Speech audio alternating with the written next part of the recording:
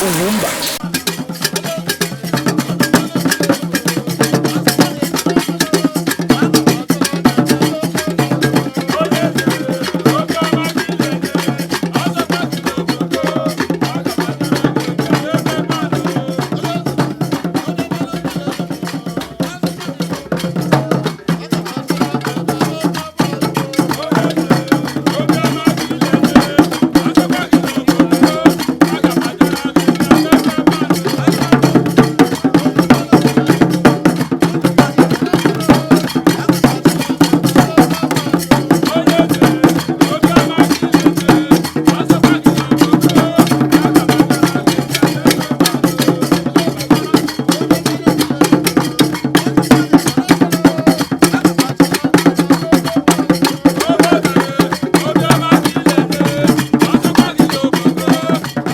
Ahinzegi onye na-esonyere anyị na UGWUMBA n'ụbọchị tata ọ bụrụ na ị nọ dịka onye subscribe goro onye dị egoro aka dịka onye otu anyị na-asị gị dara ọ bụkwana na nke a bụ mbụ ị na-abịa n'oge UGWUMBA biko gaa n'ihu pịa anya bụ subscription button ka ọ ga-abụ nke ọbụla anyị mere n'ihe gbasara Igbo o ruo gị ntị. Ihe ọbụla anyị na-atinye ọnụ bụ ihe gbasara Igbo, anyị na-ahapụ ndị ọzọ ka ha kwuo nke gbasara ha. N'ụbọchị tata ebe anyị gara bụ na Gregory University. Tata bụ ụbọchị matriculation ha nke asatọ kamgbe emepere ya bụ university. Ọ bụrụ na ha jikwa ofu okwute tugbu nnụnụ na-abụ tata ka a na-atọ ntọ na inwune department ga na-afụ maka transport. Otu onye nwoke nụrụ maka ya ọ sị m ha chọrọ ịdị na-azụ ndị agboro n'ụlọ akwụkwọ. Ọ sị ha mba. Ụfọdụ n'ime anyị na-aghọta ha ihe a ga na-eme na ya bụ department. Anyị ga-akpụrụ unu banye ugbu a ka ya bụ nwa amadi enyi Abia Dr. Greg Ibe ka ọ tụpenyetụ anyị azụ ihe a ga na-eme na ya bụ Department of Transport nke a na-ewunite ugbu a ma ọ ga-ahapụta ihe mgbe na-adịghị anya na Gregory University Uturu. Ya bụ university a maara dịka University ndị Igbo, ya bụ mahadum ndị Igbo. Onye Igbo ruo ebe ahụ ọ na-aba mba na-abasie ike. Dr. Greg Ibe. The best way to go, which you are now seated on, is that if we can train and have 2,000 boys to be seafarers in all the going ships, their salaries are enormous, about $4,000 take home. And then they will still have all their time and all allowances to follow. When we talk about seafarers, they start from cook to electrician to crane operator. And then simulators can be donated by all these ship owners. So I went around the world up to Greece to negotiate a lot of things for the ministry, but all those things has died. But now you are on the saddle. Please wake up those things and let them come back and help. In fact, all the seafarers around should only be trained in the whole southern Nigeria, because you need a swimming pool, you need a full laboratories for electrician and electronics so that they can always work and maintain. Even hospitality management, cook, steward, all of them are part of it. So I believe that we should have many of it from Port Harcourt to the whole southeast so that we can dominate. Philippines that are arrested always in southeast of Nigeria. When you count them, it's all seafarers. They keep disturbing you when you're a governor. They've arrested our nationals, but these are who can still work that are inside the ship. So Nigeria as well, since we've dominated and fighting Philippines and India in the US on nursing education or nursing practice, we can dominate the whole world with seafarers. And then I used to fight. Why should IMO office be resident in Ghana when we are the authority? So if you can move the IMO office back to Nigeria, it will be ideal for Nigeria to work. This is a little information. Of course, I'm happy you announced recently that the rail from Port Harcourt going up north, the northbound, will soon kickstart. So I said, thank God that action is being taken. And then why we choose you to be a commensurate lecturer and to also do the foundation ceremony is resting on the fact that you've announced what is coming from south of Port Harcourt up to the north, so that in the night they can serve the southbound, and in the day the northbound can also move. Goods and activity going on. And I said, no, the first person that will come and inaugurate this is you want to thank you for finding time to come here in spite of your busy schedules. So you are home to this university, and we choose also to bring Prof. Okogie to be named after our agricultural college, because he has done so much to give us hope that we should go ahead. When I came here to license us, he said I will see the university before I license, because my people are more interested in business and hotel building. So for me, I choose to do only education so that I can grow people.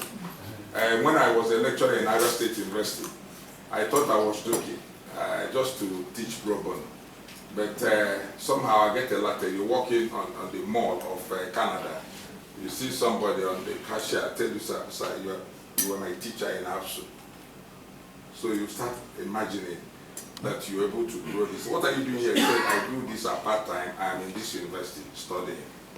Odi manya ghọta na mkpa ọ dị nakwa ihe a na-eme na ya bụ ngalaba na-ahụ maka njem. Ugbu a Rotimi Amaechi bụ onye ọbịa pụrụ iche n'ụbọchị ahụ bụ nwa afọ Igbo. Ọ na-adị mma agawasị ka araeze, anatakwasị ka araeze. Ya mere na ọ ga-aga ihu eze na-achị obodo, bụkwa nna nke Dr. Greg Ibe. Eruzi ebe ahụ, akpụ isi, akpụ afọ ọnụ. Anyị na Amaechi esoro na wuchie na obi nke His Royal Highness Eze Cyril Ibe bụ eze na-achị obodo, onye nyere ya ngọzi n'ụdị pụrụ iche. Onwe kenecha ndị eze ndị ọzọ, a ga-ekenegodi etu a maka na o chizubeghị, orubeghị mgbe eji eri ịtọ. Ngwa anyị ga-esonyere Maazị Slick Ogbonna ya ugwu bụ onye mfuri ọnụ n'ụbọchị ahụ. Minister of Transport, Right Honorable Chibuike Rotimi Amaechi, former Executive Secretary of NUC, Professor Julius Okogie, distinguished members of the minister's entourage that are here, I'd like to formally welcome you all to the palace of His Royal Highness Eze Cyril Ibe. He is the traditional ruler of this very location and also the father of our Chancellor.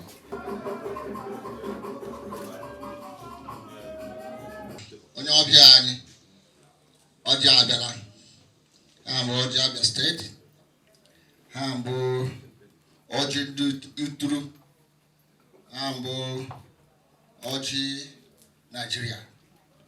Eji ya weje asị gị bịala, gara ndị gara wee nso. Ọ ji amalite na njem, ya mere ọ bụrụ na e nwere onye nọ gị n'akụkụ na-aghọta ha ọfụma na ọ bụ na-amaghị ihe gbasara njem ọjị, were ohere a kọwarịa.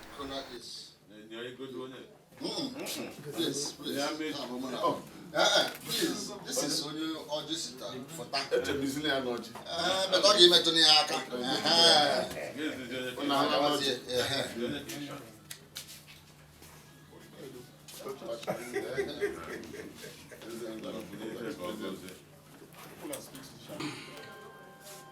Chileka ndekelego.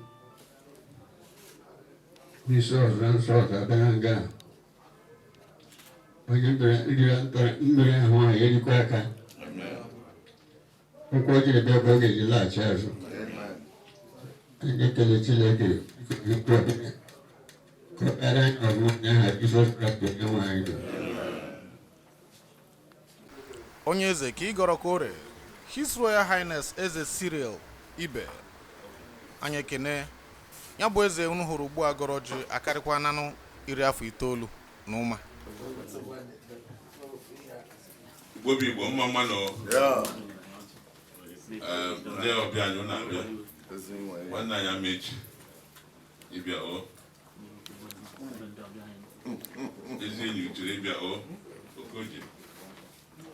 Ndị ahụ nọ nga bụ ndị ezi Uturu, the traditional rulers of Uturu.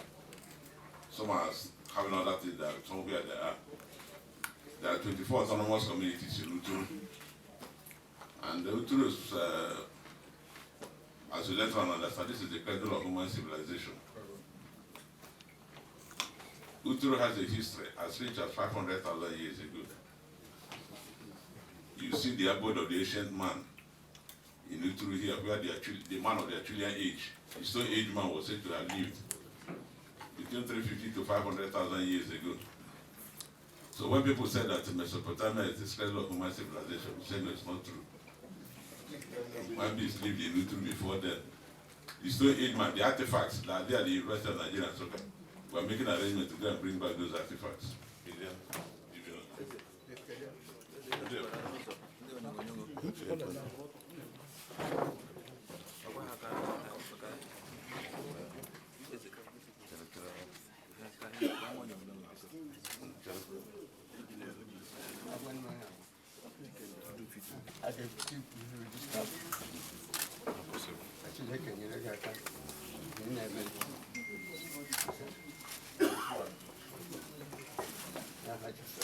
Amen. Sano bajeta hanga na kwa dikejo hama. Uturu. Dikejo hama. Dikejo hama.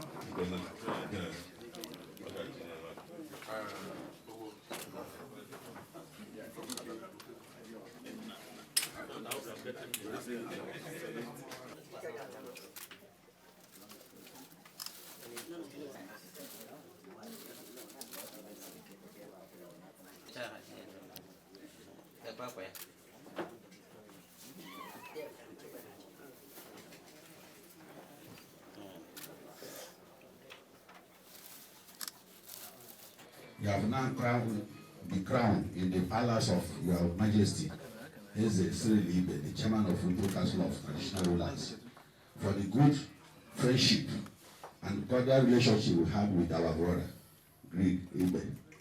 Now you are a chief in Uturu. Anybody you see from Uturu, call him your brother. That is, whatever you see that is good, remember Uturu people. Don't forget our brother. May God crown you more. In Jesus' name I pray.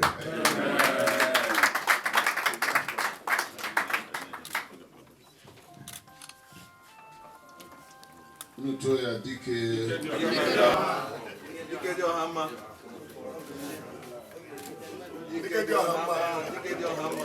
Dike hama.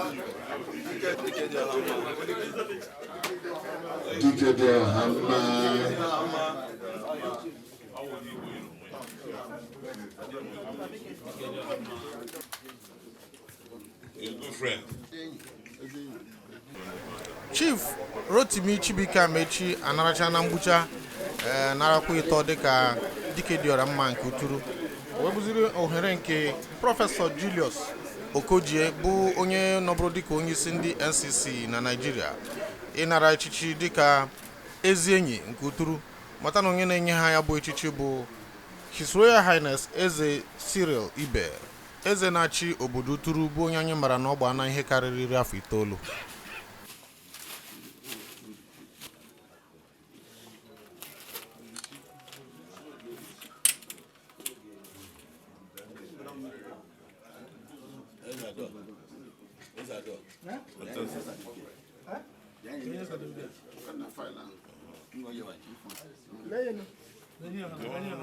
9.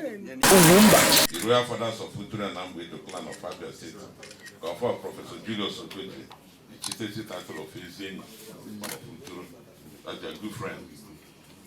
On this date, 15th of February 2020, in recognition of your selfless services, friendship and contributions in the development of Nigeria, in accordance with the laws of our land, you are now a member of our community with all the rights and privileges appertaining.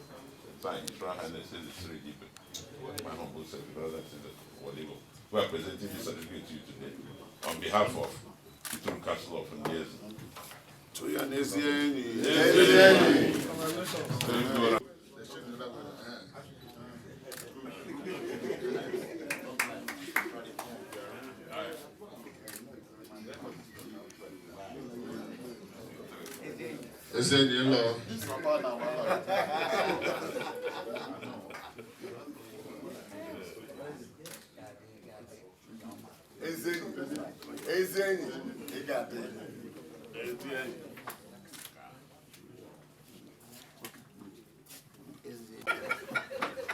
Where's my stability ticket? Yes, sir. Yes, let me do the promotion. Dike mbibie ya bụ na eze enyi Uturu na dike dị ọra mma nke Uturu ananịtọ. Thank you so much. Our